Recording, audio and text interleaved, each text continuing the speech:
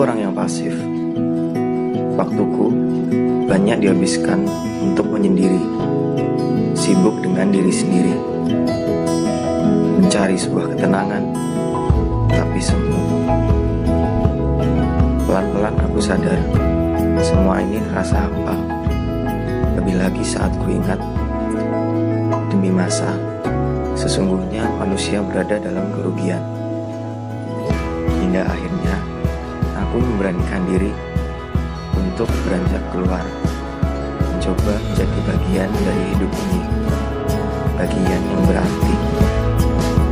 Entah akan dikenal atau tidak, yang penting waktuku tidak habis dengan sia-sia.